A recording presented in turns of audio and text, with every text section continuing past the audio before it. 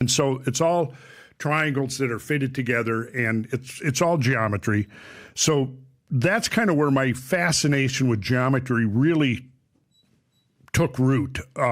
Then the one of the domes, the one that was with the spire on top, that was featured in a national publication called Shelter. Big format like this, and we got a whole page devoted to that. And then in that, it was basically about how different cultures and different peoples, indigenous peoples and so on, how they solve the problem of existing in their environment through architecture.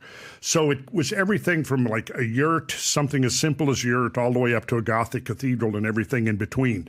And so is that the Shelter right there that Rob has got? Let's see. No, that's not the one. But there is a publication out there. They reprinted it fairly recently. Rob, if you put in Shelter, maybe book, that's all it's called, is Shelter. Anyways, we were featured in there, and that's it right there. That's it. That's the one. Yeah, so we're in that. And one of the domes that we built is in there. I don't remember what page it was on, but if there's an index, it's called the Bindu Dome. Bindu Dome. So I acquired, because of the fact that our project was featured in there, I acquired that book, and it was filled with, there it is. That's it. If you zoom in, let's see. Yeah, that's the whole design. So see, me and my brothers figured out how to frame that thing in wood. And if you look at the picture up there immediately to the left of that, the guy standing up there with the nail apron, there's two of them. That's my younger brother right there. He's my business, that guy right there. That's Rowan, my younger brother, and he and I are partners right now and have been partners. And you guys built this? Yeah, well, we were lead carpenters. Okay. And when you first built this, was this like a big deal that nobody could pull off at the time? Pretty much, yeah. Okay. Pretty much, Very interesting. So your interest with carpentry, how do you get recruited to Freemason? Like, how does that process take place? Well, because as I started studying into the history of building and architecture, I kept seeing over and over again Freemasons and their involvement. That's what led to it. And then by 1978, I was really curious about it, and I also discovered, there was a lot of spiritual symbolism and things like that involved that like added this whole other dimension to it. And then just right around the time I met my wife, in fact, where she was living, her next door neighbor was a Freemason. And so I got to know him, and he introduced me to a buddy of his who was writing a book at the time, who was also a Freemason. And one of the criteria to become a Mason is you have to have two Masons in good standing vouch for you, and then they sign your petition. You have to make, and I'll mention that Freemasons are not permitted to solicit. You don't do that because the impetus has to come from the candidate. So in other words, if you're interested in becoming a Freemason, you have to go. You have to seek them out. Got it. Interesting. Yeah. Very interesting. So it's not like anything else where somebody disciples and invites you and there's an invitation or calling or anything like that. If you're interested, you'll find it. Yeah. So, okay. So why do you think, when you look at the history of people that when they, became presidents, Freemasons, George Washington, Andrew Jackson, Monroe, LBJ, FDR, Buchanan, Garfield, Teddy Roosevelt, Taft, Harding, Ford, even the honorary, you got Reagan, even Clinton when he was a kid, he was part of a Freemason, a certain program. Right, he was part of that. Why do you think so many presidents we can go Gerald Ford? What was the advantage that they had? What did they teach you there that helps you become a president? I would say that I will also mention LBJ never went past the apprentice degree.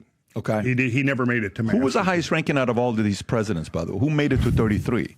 That's a good question. I did know that once upon a time, and I don't remember the names right offhand. But yeah, I think if you count up, I think there were, it's controversial whether Jefferson was. I think he probably was. I think he was initiated under the Grand Lodge of France when he was in France. But then the French Revolution came along, and there was all the records were destroyed. So there's no proof that he was a Freemason. However, I've read a lot of Jefferson's work, and there are certain very idiosyncratic, I'll say, turns of speech and things that are in the ceremonies that are recognizable to other Freemasons. And some of those have showed up like in some of his writings that I've read, which leads me to suspect that he was an initiate in the craft. But there were, by my count, there were about 14 presidents who were Freemasons, and the last one who was a full, Master Mason was Gerald Ford. Really, Gerald Ford was a Master Mason. Interesting. Yes, let's see. He was 33rd degree. Yes. Yeah, there he is. He was. There's nobody after Ford, is there? Is there anybody showing? No. No. Yeah, it's just honorary. Reagan was an honorary. But what is the advantage? What is the edge that you get when you're in it that helps you become a president? I mean, it's not like it's a method of mental and mind cultivation, mind development, and it's also requires, I'm sure, very much like the military, it requires discipline, focused discipline and dedication to goals. So you learn that. You learn this discipline. If you become a master, like I said, it takes a lot of work to become a high-ranking Mason, and so to get to that stage, you've had to cultivate self-discipline and also the mental training is extremely powerful and valuable. And that was one of the things that I really got out of it was, I went, I guess the longest thing I'd ever memorized was the Gettysburg Address by Lincoln. But then when I get into Freemasonry, the way it works is, you think of it this way, think of it as a play with actors, and all of the officers, like say in the Blue Lodge, are actors, right? So you go in, and you're a candidate, and it's like you're participating in a mystery play, a drama. And, of course, you don't know what's going on, so you're just passively led through the whole thing. But then you have to go through the series of rigorous tests to show that you've learned. So think of it this way. If you go into the Blue Lodge, there's a whole series. You've got what's called the Entered Apprentice degree, the Fellowcraft degree, and then the Master's degree. Each one of those has what's called a catechism. And what the catechism does is it's a series of questions and answers that guide you through everything that you did in this ritual. Now, the ritual, think of it as a play in 3 acts with, say, 7 actors and then the candidate. So there'd be a total of 8, right? And then what happens is you're led in, you go through Act 1 of the play, and then you have to learn this catechism and master it to a pretty high degree of proficiency. And what that is, it's like the equivalent of learning the parts, the key parts of the actors in the play. And as you go through, the way the system is set up, it's quite ingenious.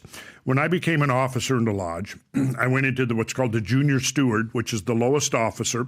You don't have a lot to do, but you go to the and you see the degree work, as it's called, and it's like you're watching the play over and over again. Then the second year, when you move up to senior steward, now you become a more active participant in the play. But you've had a whole year where you've been watching it and absorbing it and learning it. And then each degree you add to what you previously learned. So by the time you've got to the master of the lodge, you're sitting in the east.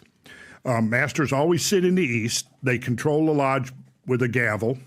And so at that point now, you've learned pretty much not only the part of the master in the east, you know all the other parts. It's like being in a play and not only knowing your own part, but knowing the parts of all the other actors.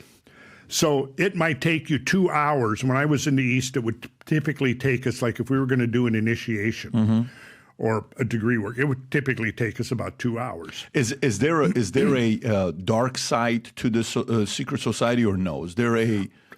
I've never seen a dark side. I don't know what there's claims that are just, to me, just total nonsense. Here's the thing: when you had, at its peak, there was like 5 million Masons in America. Now this is probably in post World War II into the 50s and all of that, before television and, certainly before the internet and all of that. But, you get something that big with that many members, you're going to find, not everybody's going to be a sterling individual.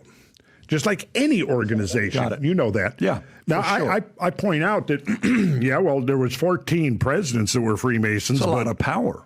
Excuse me? That's a lot of power. Yeah. I mean, so for me, here's what I'd be curious with. If 14 have become president. By the way, I looked at what other 33rd degree they had. It's between Ford and Truman. Truman was also a 33rd I would believe that, degree. Yeah. And is there an element of unity where Freemasons defend each other, back each other up, and help them move to the higher rankings of different industries? Is that a part of a vision that's privately discussed? Let me put it this way. If you've got somebody who's been through the ranks of Freemasons, just like if you were, you had a buddy from the military. Sure. And you knew that they were disciplined, that they could get the job done, sure, that they had proven themselves, you would definitely be inclined to, hire them or to, you partner with them or whatever, right? Because you've already seen that somewhere within the social sphere, they have proven themselves. It's really very much like that. If you had worked in a corporation, if you had started a corporation with somebody and you had built it up and you knew their work ethic and you knew their discipline and you knew that they were, had, let's say, extracurricular activities such as being involved with charitable organizations. Now, Freemasonry, I should mention, I haven't seen the latest statistics before COVID.